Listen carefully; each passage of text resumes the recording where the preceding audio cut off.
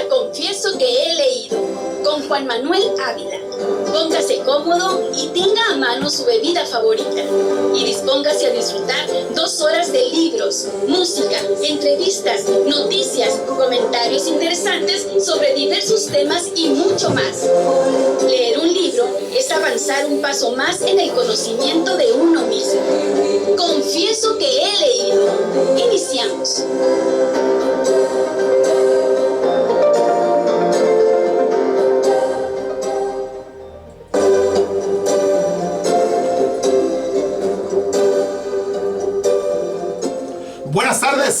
Buenas tardes, son las 7 de la tarde en punto,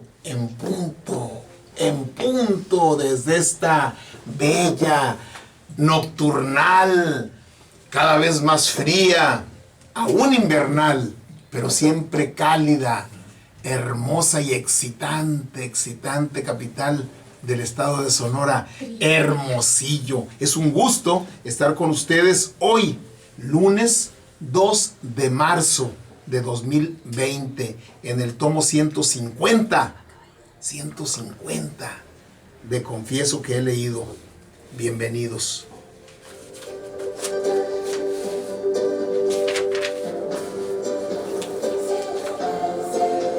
Es un gusto estar con ustedes en el 106.3 de frecuencia modulada, ya sea que lo estén ustedes sintonizando en la radio de su automóvil, de su casa, de su oficina, de su trabajo, donde esté usted, ¿sí? O que nos esté sintonizando a través de la aplicación de Confieso que he leído, a la cual usted puede acceder, ¿sí? Y desde ahí escuchar la radio por internet, prácticamente a través de la aplicación, o en la web, en el www.confiesoqueheleído.com.mx. Ahí puede usted encontrar mucha información del programa, de todos los tomos, de nuestros colaboradores, algunas notas de interés, y además puede usted acceder a la radio desde ahí mientras está revisando otro material. Qué bueno que están con nosotros y que están en Facebook.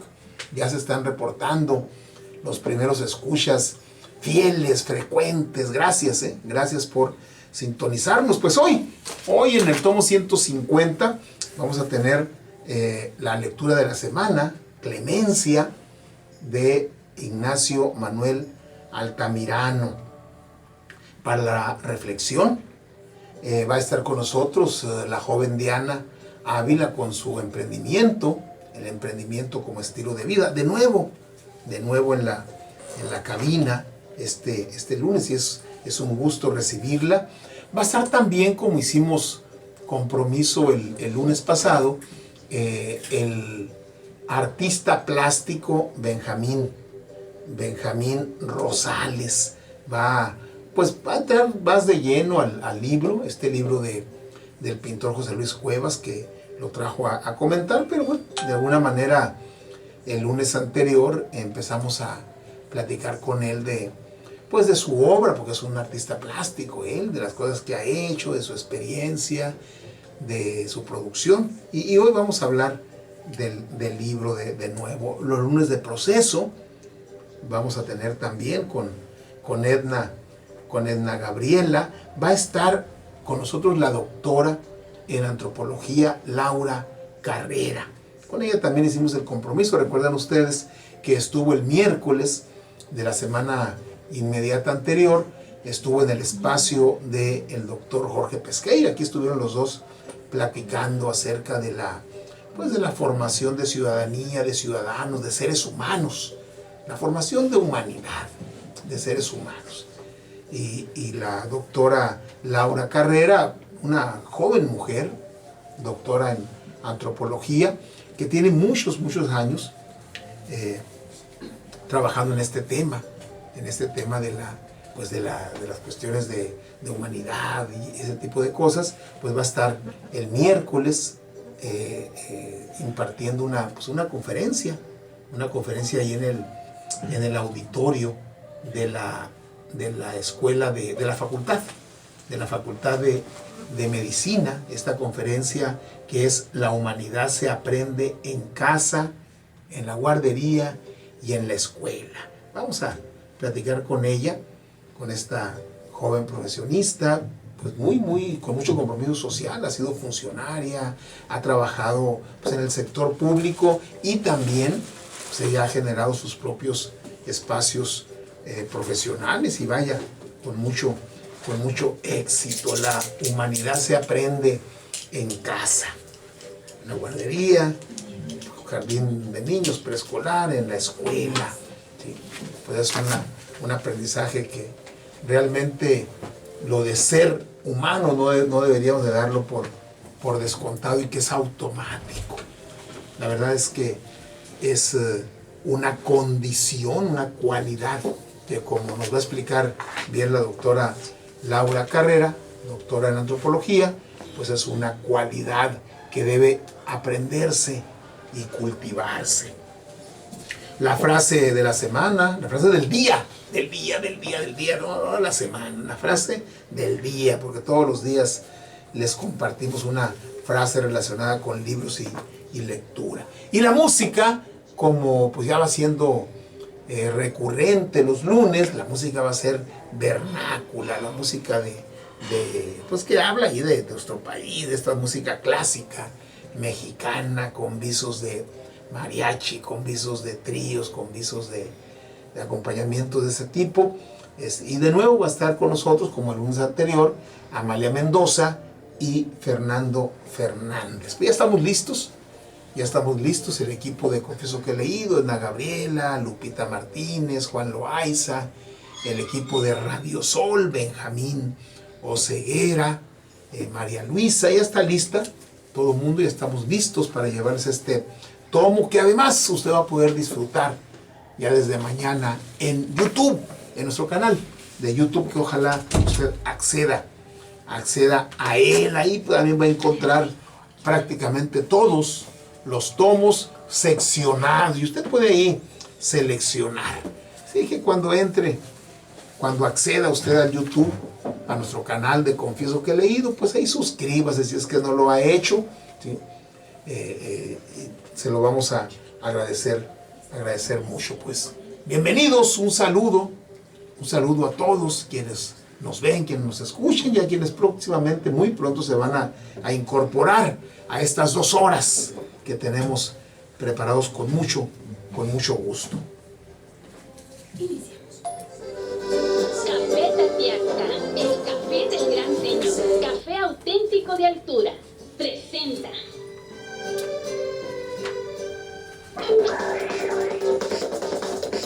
La lectura de la semana.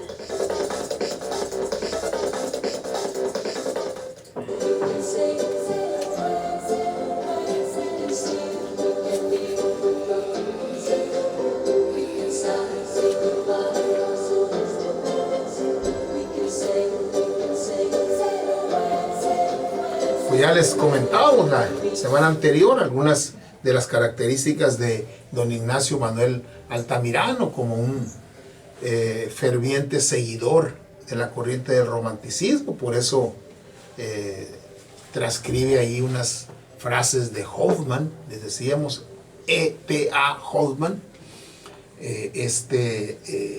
pues representante del romanticismo alemán, ¿sí? Escritor de cuentos y que seguramente, sin duda, Ignacio Manuel Altamirano lo conoció en términos literarios, lo leyó, ¿sí? Y evidentemente retoma su parte de su estilo y de su corriente. Fíjense que leí el fin de semana que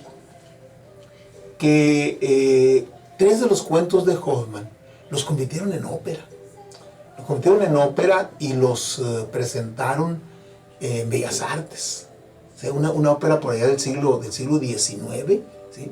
A través de sus cuentos. O sea, un músico lee sus cuentos, le gustan e inspirado por sus cuentos, por un cuento, hace una ópera, ¿sí? Y luego inspirado por otro, hace una segunda y hace una tercera, que en realidad es una sola, pero son como 3 actos. Cada acto es un cuento, aunque dicen los críticos de música que pues no tienen hilación, el primer acto con el segundo y con el tercero, pues son 3 cuentos distintos, pero pues evidentemente para un lego como el que les habla, pues la hilación está en que los 3 son del mismo romántico alemán, ¿sí? Hoffmann, prusiano, para más señas, prusiano. Entonces hasta allá dado, o sea, inspiró pues no solamente a Altamirano en México, sino también inspiró a músicos, así como Altamirano hace Clemencia, ¿sí?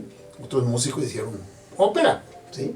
Y la presentaron y etcétera, o sea, con cierto éxito, y ha trascendido pues del siglo XIX al siglo XXI.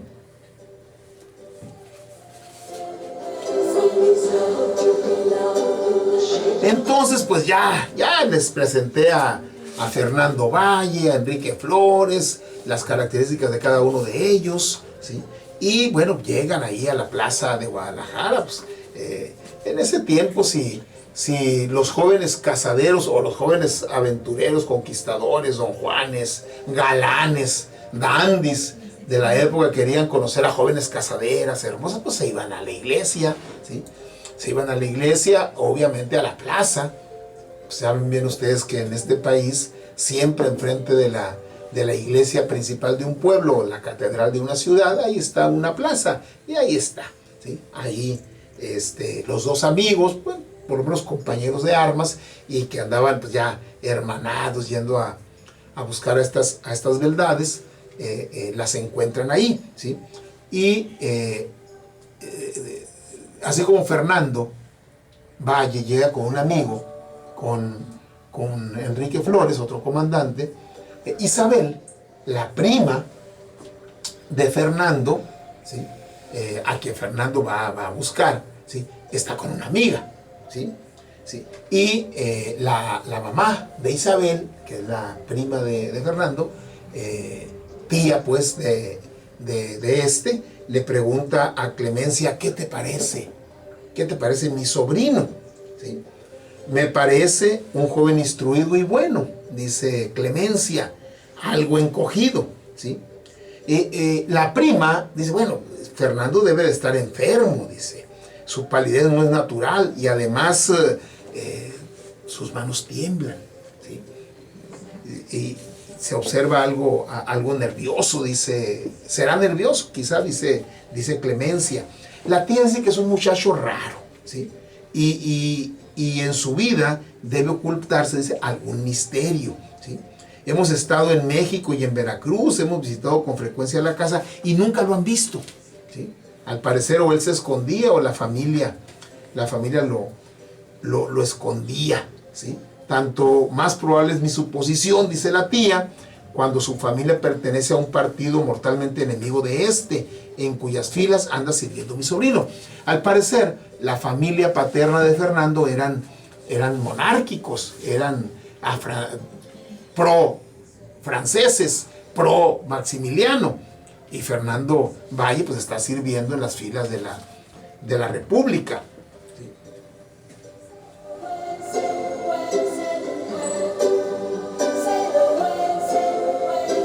Dice que quizá por eso el hecho de que forme parte de las filas republicanas, siendo su familia imperial, pues seguidora del imperio, quizá por eso es que pues se esconde y es retraído y bueno, algo esconde, dice. Esto no puede explicarse sino existiendo una profunda división entre el padre y el hijo, pues de otro modo creo que mi primo habría preferido matar a su hijo antes que verle oficial en el ejército republicano. Pero cualquiera que sea el origen de semejante división entre Fernando y su padre, no puede uno tener buena idea de un hijo así. Y hay que sospechar, dice la tía, mamá de Isabel, la prima, hay que sospechar acerca de su conducta. Mamá, la reprende la dulce Isabel. Yo le confieso a usted que veo en mi primo algo que me causa antipatía. Y por Dios, que mis ojos nunca me engañan. Bueno, quizá puede ser. En cambio, Clemencia dice, bueno, dice, Tal vez condenan ustedes demasiado pronto. Yo no lo veo nada de repulsivo como Isabel. No es agraciado, no es simpático. Y además su encogimiento, que no parece ser propio de un mexicano, le perjudica mucho, dice Clemencia. Es muy serio, tal vez su carácter se haya agriado con alguna enfermedad, porque está muy pálido, efectivamente, muy delgado. Y ahora nos lo pareció más porque lo comparábamos, dice Clemencia, con su amigo, que está brillante de salud y de frescura.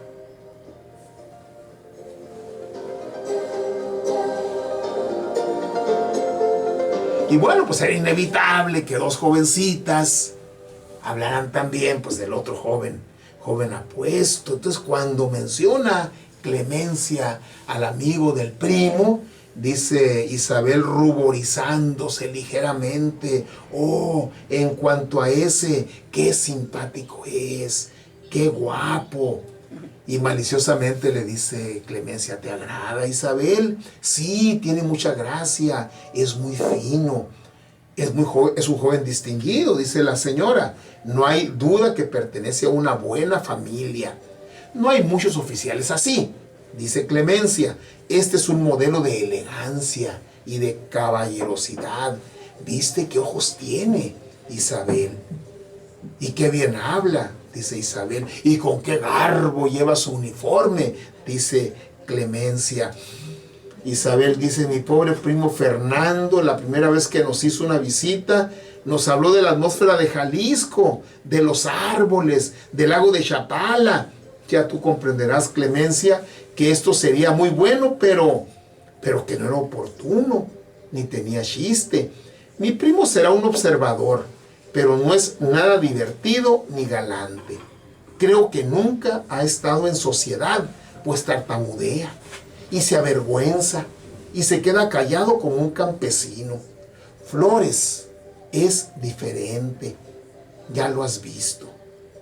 Clemencia se puso pensativa y después dirigió a su amiga una mirada escrutadora y profunda. Isabel, casi avergonzada de haber dicho tanto y poniéndose roja como la grana, al sentir la mirada maliciosa de su amiga, repuso luego, como para chancearse: ¿y tú, querida, has encontrado bien a mi primo? ¿Te has enamorado de él?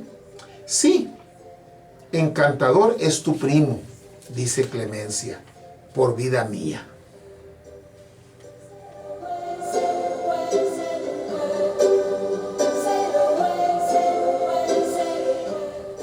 Isabel sintió algo como un leve dolor de corazón al oír hablar así a su amiga. Comprendió que el gallardo Enrique había causado una impresión grata en el ánimo de Clemencia, lo mismo que en el suyo, y tal vez presintió que iba a tener una rival, y rival temible, pues Clemencia, por sus encantos y por su talento, era más peligrosa que ella para los hombres.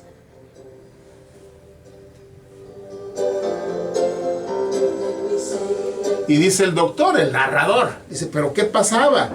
Isabel estaba enamorada ya y tan pronto. No, tal.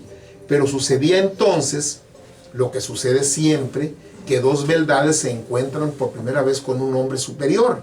Se establece entre ellas una rivalidad momentánea. Cada una procura atraer la atención de aquel amante en ciernes y cada una teme verse pospuesta por su antagonista.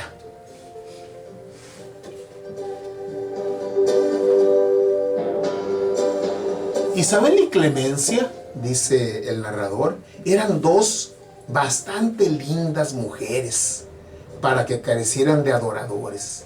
Los tenían en gran número en Guadalajara y estaban acostumbrados a dominar como reinas, alternativamente o juntas, en todas partes.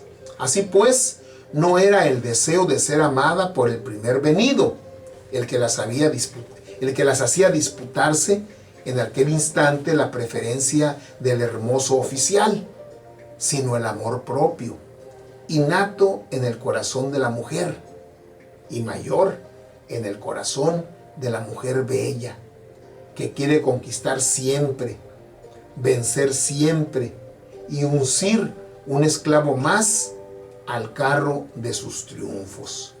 Además, ya he dicho cuáles eran las ventajas físicas y sociales de Enrique, y será fácil comprender cuán superior le hallaron las lindas jóvenes a todos los rendidos amantes que hasta allí las habían rodeado. Ser amadas también de aquel gallardo y brillante joven de México, qué placer y qué orgullo. Clemencia estaba invitada a almorzar en casa de Isabel. Pusiéronse a la mesa y almorzaron alegremente. Pero cualquiera habría podido notar en el semblante y en la conversación de las hermosas que una preocupación oculta las agitaba y las ponía a ratos pensativas. Iban a ser rivales, o más bien dicho, ya lo eran.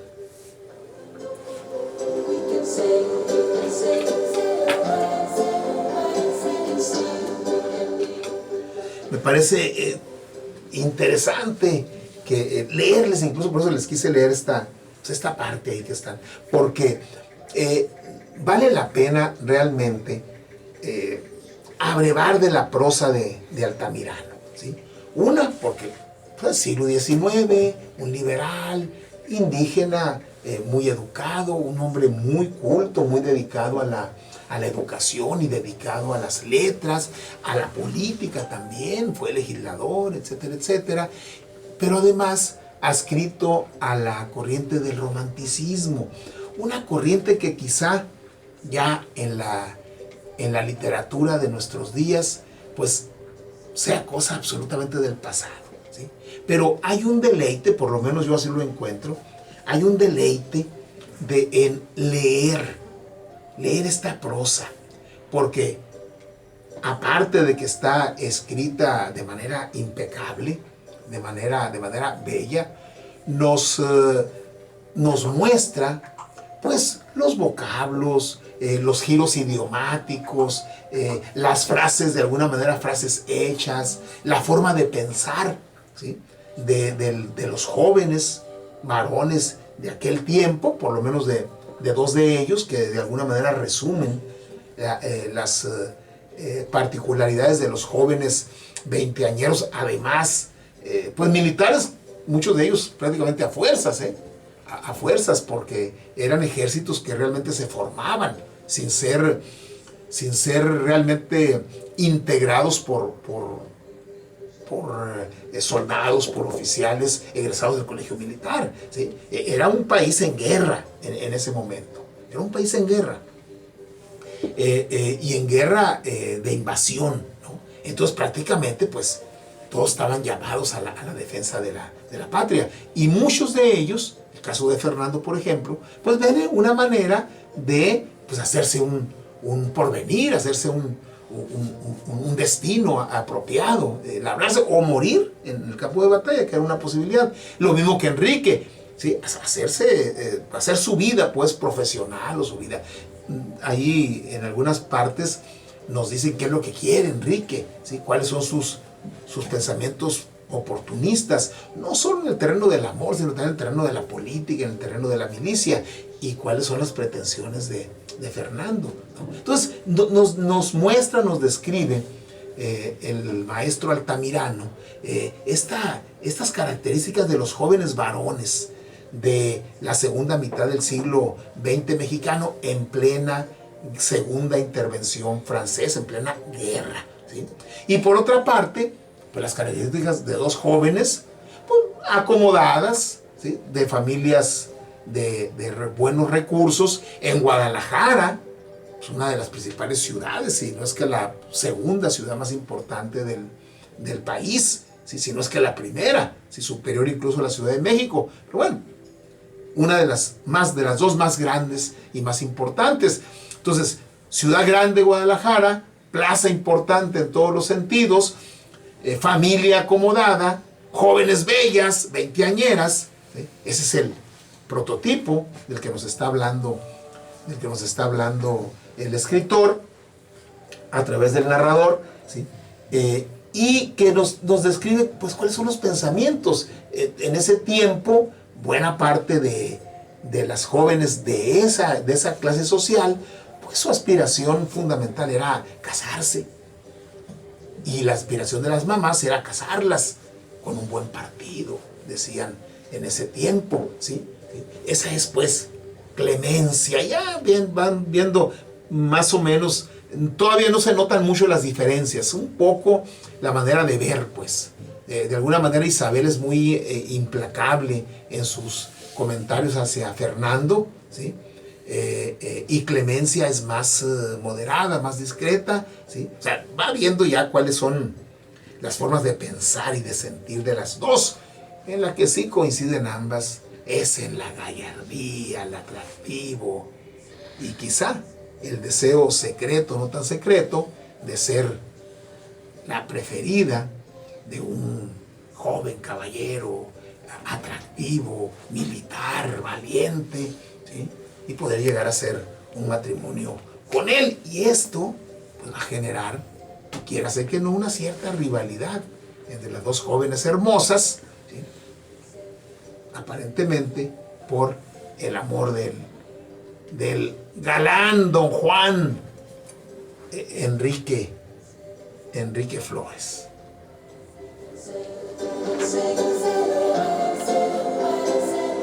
Haciendo un ladito al amigo Fernando Valle, pero miren, en esta historia no se hace un ladito.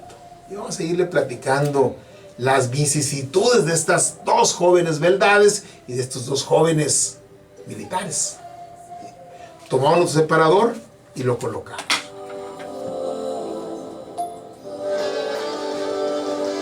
Rudy Butler Salón presente en Confieso que he leído.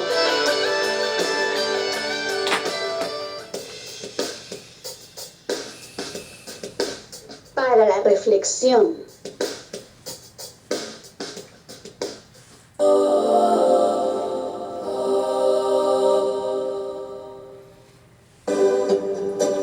Muere a los 95 años recién cumplidos el 20 de enero Ernesto Cardenal, poeta, sacerdote y teólogo nicaragüense. Sí. Fue la voz moral de la revolución sandinista. Falleció este domingo, el día de ayer, falleció en Managua, ¿sí? Debido pues, a causas de pues, daños renales y cardíacos. Bueno, 95 años tenía este poeta, ¿sí?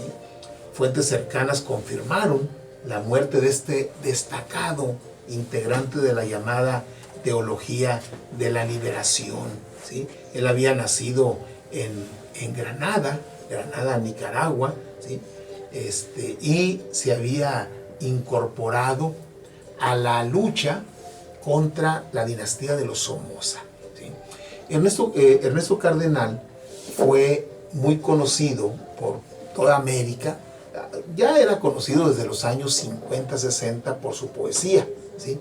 Pero cuando tiene una mayor presencia en los medios, no solo literarios, sino también políticos, universitarios de América, es a finales de los 70 y en los años 80, porque recordarán ustedes, o habrán leído por ahí, que en ese tiempo, desde los 70, el Frente Sandinista de Liberación Nacional llevaba a cabo una guerra para quitar al dictador Anastasio Somoza, ¿sí?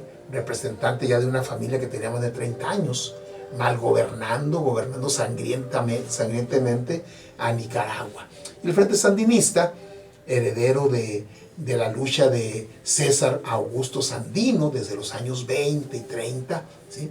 Él estaba pues dando la batalla muy fuerte, y se iban incorporando a ese ejército, a ese frente sandinista, muchos intelectuales, entre ellos los hermanos Fernando y Ernesto Cardenal, ¿sí? Los dos eran dos hermanos, entre ellos el escritor Sergio Ramírez y muchos otros,